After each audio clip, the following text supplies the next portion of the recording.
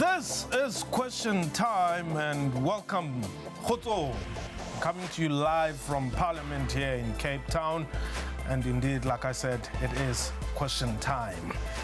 On Thursday, President Jacob Zuma conceded that the NPA's decision in 2009 not to prosecute him was, in fact, irrational. It is ironic that while President Zuma has always maintained his innocence, it took almost 8.5 years for him to concede that actually there's no case. The milestone appeal was heard at the Supreme Court of Appeal in Bloemfontein. The decision to drop the charges was taken in 2009 by then acting National Director of Public Prosecutions, Mokotedi Mpshe. He is currently an acting judge in Mahikeng High Court. Now, all eyes will be on the NDPP's Shaun. He has the discretion and powers to reinstate the 783 charges against President. Meanwhile, President Zuma wants an opportunity to make fresh representations to the NPA. Chairperson of the DA Federal Council, James Salfi, is my guest today. Like I said, we're coming to you live from Parliament Studio right here in Cape Town. James, welcome to the show. Thank you for having me. Well, you've been, as we were saying, off air, the court-martial of the DA. You are in court almost every day. You were in Bloemfontein on this matter. Just give us a brief description of the outcome. Well, the outcome was that the judges are actually reserving judgment, but it was clear from the questioning and the concessions that were made that, as you said, everybody now accepts that the dropping of the charges was irrational and stands to be set aside. What that means is that the situation prior to the dropping of the charges is now the situation. So the 783 charges are effectively reinstated, and all that now needs to happen is that President Zuma will presumably exercise his right to make representations to the current National Director of Public Prosecutions, Mr. Abrams, and then we will take it from there. Do you have confidence in Shaun? Well, he's very controversial, and the short answer will be, well, let's see how he operates under this, probably the most difficult decision that he'll ever have to take as a national director. But now, how do you want to ensure that, and you know, I must be honest with you, this is a very technical matter, because the president says he wants his day in court, and then when the day is supposed to come, you know, there are all these delays. How are you going to make sure that he finally gets his day? Well, we've been at it, as you said, for 8.5 years. We've been to, I think, 7 or 8 courts in order to get to this stage. So if it happens that the national director decides not to proceed with the prosecutions, we will then have to examine his reasons. Those reasons have to be rational, they have to be logical, and if they are not rational, then we will most certainly take that decision on review. Let me just remind our viewers that, as I said, we're coming to you live from our Parliament studio here in Cape Town. But you can give us a call on the numbers that should be on your screen there, and we will be able to take your calls. And you can also send me your tweets directly at Mokotedi. I'll be able to refer to them right here. So, Jonathan, welcome. Mpho. I cannot hear you, Mpho. Yes, go ahead, Jonathan. Yeah, I've got a question for President Zuma. Oh, well, we don't have President Zuma in studio, but yeah, maybe, he's in New York. Yeah, but I'm hoping maybe you can raise it on TV, on live television. Okay. Yeah, as Zuma, he claims that he's the agent of transformation, but he always surrounds himself with white lawyers instead of black lawyers. So why is that? Oh, how does that affect the merit of the case? Yeah, because he's always claiming that he's the agent of transformation and he wants to see more black lawyers get government business. But He's always surrounding himself with white lawyers, the same people that claim that he is fighting against. Why is that? Like, who is he fooling there? Okay. Well, I'm not so sure if we'll be able to get the question to the president. He's still in New York attending the United Nations General Assembly matters. But another question for you, James. Can making fresh representation to the NPA perhaps bring a different outcome? Well, in our view, no, because in fact, in 2009, the president did make representations about this set of charges, and those representations were turned down. So with the exception of the amount of time that has passed since those charges were framed and the current time now, we do not see what fresh representations can be made. But then again, we would have a look at those, at the reasons, and we would see whether those reasons either justified President Zuma's day in court, as you correctly said, something that he's always wanted, or whether the reasons justified the dropping of the charges.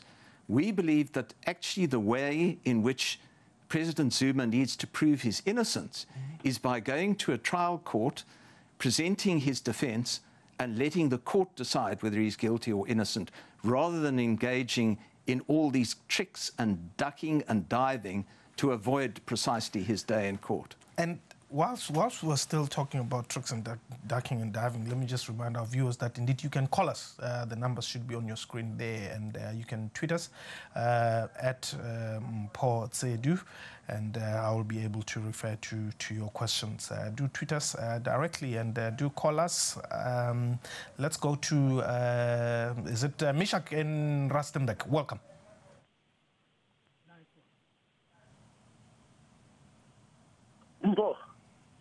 Mishak? Can you hear me? Yes, I can hear you very well, Mishak. How are you there, and your guest there? We're well. Thanks for the call, Mish. Yeah, thank you so much. Firstly, I must tell Mr. Vincent there, we are very, very much pleased about what they are doing. They must keep up. All South Africans are behind them. We want Jacob Zuma to go and face those charges. They mustn't go, they mustn't retreat. Whatever you can try to apply the tactics or whatsoever, they must stand onto his neck. Jacob Zuma is a criminal. He must face the charges. Please just tell themselves that the job he's doing is so overwhelming. We are so very thankful and great about the job he's doing. Please let them press these charges.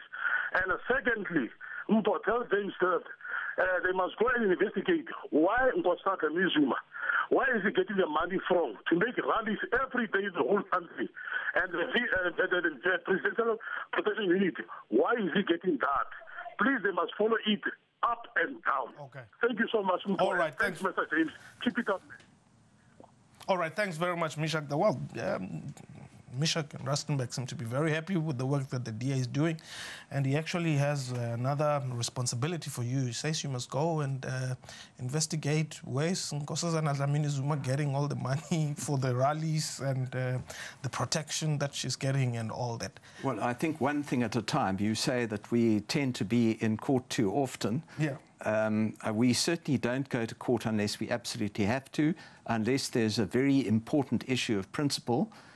And in this case, the principle that we need to establish is that no one, whether they're the President of South Africa or a homeless person sleeping on the street, they have the same rights, they have the same duties, and everybody is equal before the law. Okay, let's check out our Twitter page here at Mokotedi.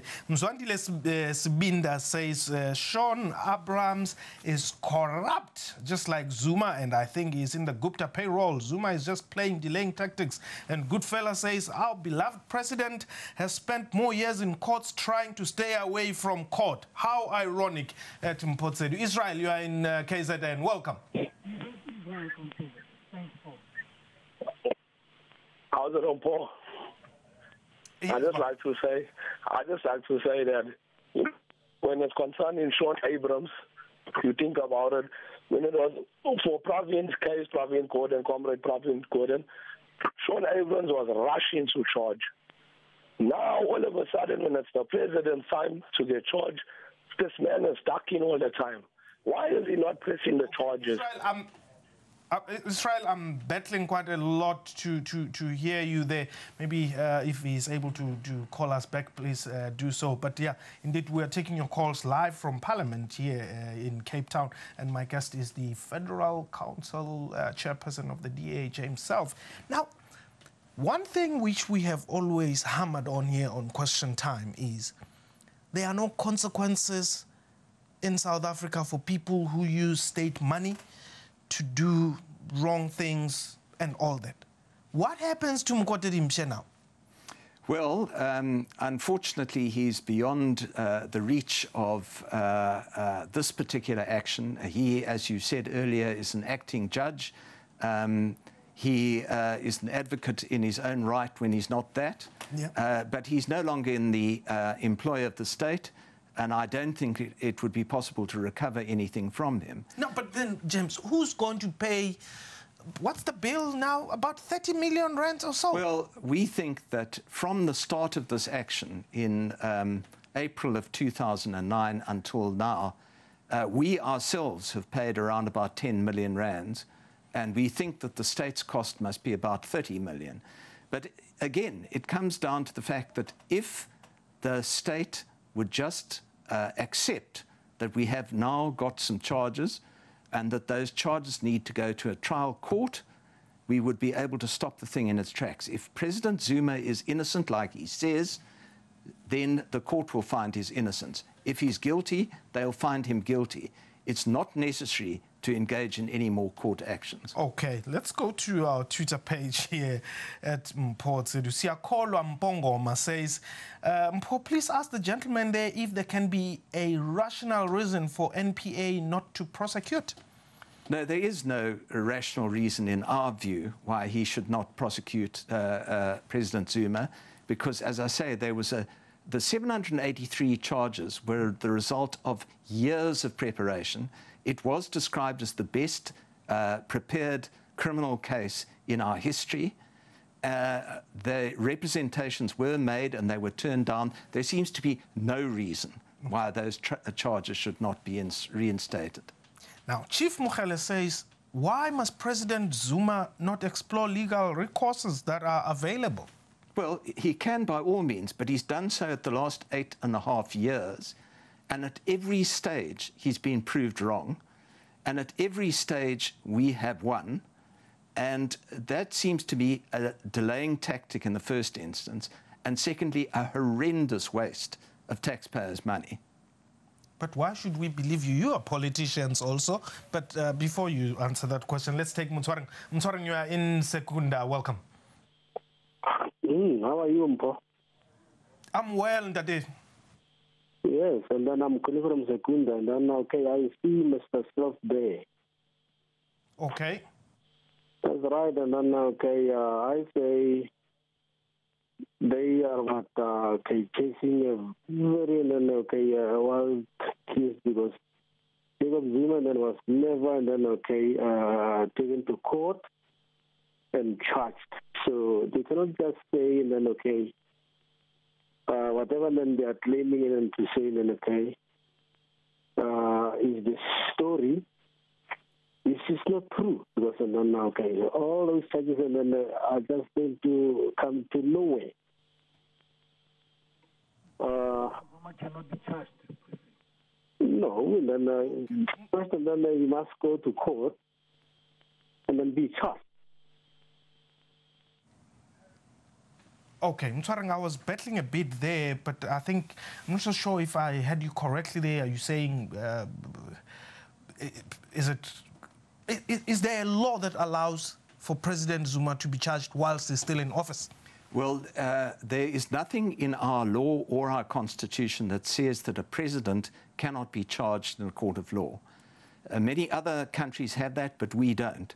So that's why I was saying earlier that President Zuma is an ordinary citizen of South Africa, And if he is charged by the National Prosecuting Authority, he must appear in court to answer those charges. Okay, now let's go to our Twitter page, which seems to be the most reliable today. I'm not so sure what is wrong. Sonwabile, is it Sonwabile? Or rather, let's take Witness Mwile. Witness says, ask your guest what can be done to reclaim the morality and integrity of African leadership in general. Yeah, well, I think it is a valid question. And I think as a nation, we need to step back and look at what has gone on since we became a democracy in 1994. Because I think, generally speaking, from the heights of Madiba and the presidency that he exhibited and the leadership that he exhibited, we have really gone backwards. And I think we need to try and reclaim the moral mantle that President Mandela left as his legacy. Okay, let's take Dougie. Dougie, you followed me into Parliament. Welcome. Yes, I follow you all over the show. Are you hearing me? I can hear you very well, Dougie. Hey? Yes, can you hear me? Yes. Oh, good, good. Listen, what I want to say is, you know, Jacob Zuma, just now you read a thing from your Twitter handle, where the one guy said he's been spending more of the taxpayers' money on trying to keep himself out of jail than spending the taxpayers' money on fixing the roads and the whatever the case is. You know, the only way you go, and he's busy ducking and diving. Oh, Shaun Abrams, I don't know if he's going to bopper this guy, but let's hope he's going to bopper him, because he needs to be boppered that the whole country can see. And then the other thing is, you know, the thing now that they had on the other day with the state of capture, that's another story. How can he go and review a review? When the state capture report came out, they gave him 14 days. It's now nearly a year, and nothing's been done about it. But he keeps on walking free, this bugger, and he's running our country. We can't allow this. I mean, that's really bringing our country into disrepute. Now he's there in America. I hope Donald Trump will someone chase him back here to South Africa. But this Shaun Abrams, they must put him, if he doesn't charge Jacob Zuma, they must charge him at the advocates, at the Law Society, that he goes, also gets boppered with Jacob Zuma. Dougie, it's fine. I get your point. Everybody must be boppered. You say Shaun Abrams must be boppered because he's not going to bopper Zuma, you say, and all that. Dougie calling us from the Val there. Let's just quickly, we are about to wrap here. There's a question here. Isaac Nati says, when would James Self take ABSA to court for not paying their fine? Sorry, come again? When will you take ABSA to court for not paying? Yes, ABSA, the ABSA bank, yeah. Well, you know, I think if they don't pay and if there is a case, we may very well consider it. As I say, we go to court generally to reinforce principles. That's why we took Claudie Motsoeneng to court, because the SABC refused to carry out the remedial action of the public protector. That is why we joined in the Nkandla case, to make sure that the remedial action was carried out. For us, the principle is more important than the people concerned. Now, what happens if Shaun Abrams says, I don't want to prosecute? We will ask him for reasons. He is obliged to give those reasons. If those reasons are insufficient or unconvincing, Mr. Shaun Abrams and ourselves will meet together in another round of court actions. It's taken us 8.5 years to get this far. If it takes us another 8.5 years to get to wherever we want to get, we will then spend those 8.5 years doing so. Temba Ngwenya says, if charges are reinstated, how will the trial be credible, as it will be done by the same NPA who wouldn't want to charge Zuma? Yes, well, there was a decision taken in 2009. We must admit it, everybody knows it was a political decision. It wasn't a legal decision. It was a political decision because Mr. Zuma was about to become the President of South Africa. So let's admit it was a political decision. Let's subject it to a proper legal scrutiny in a trial court and decide whether President Zuma is innocent or guilty. How far are you willing to go? All the way to the gates of hell, if needs be. Hell? That too. Why do you think that's where you're going to get the president? I don't say that, but I might find a whole lot of other people along the way who might shed some light on this matter. To himself. Thank you very much. Thank you. Well, that was question time, and we came to you live from Parliament, and I would like to say thank you to our very wonderful crew here in Parliament, our SABC colleagues, for hosting us live from Parliament, indeed. From me and this entire crew and the crew in Auckland Park, please have yourself a wonderful time. I'm Khotso.